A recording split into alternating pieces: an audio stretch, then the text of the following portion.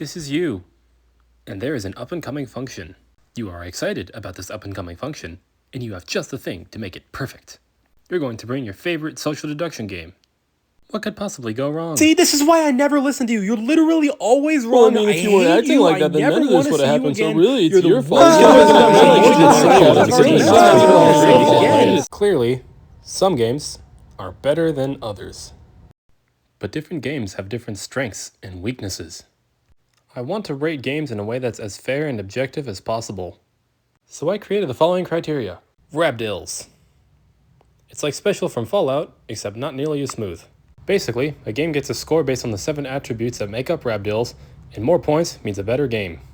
The attributes are ordered based on how important they are, with replayability being the most important and is scored out of 6, while scalability is the least important and is scored out of 3. The total score is out of 30, but it is virtually impossible for any game to get 30 points, considering that would represent a completely perfect game.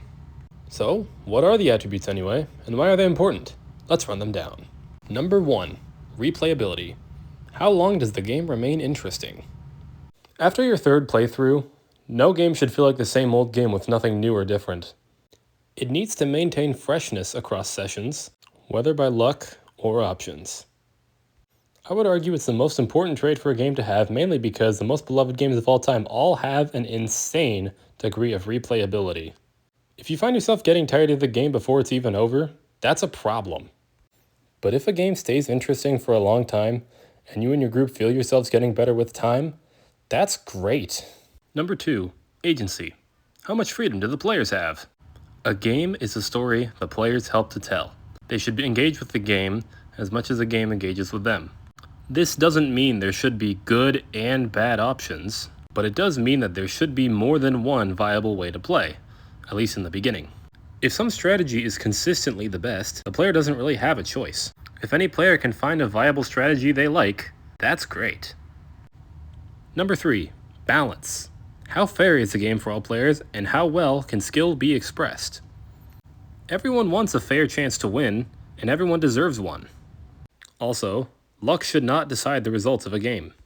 One side should not be stronger than the other, and I don't think I need to explain why.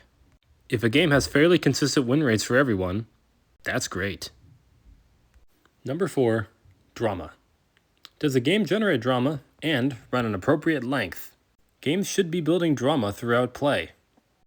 There will be a time when drama peaks, and this peak should be as high and as late as possible.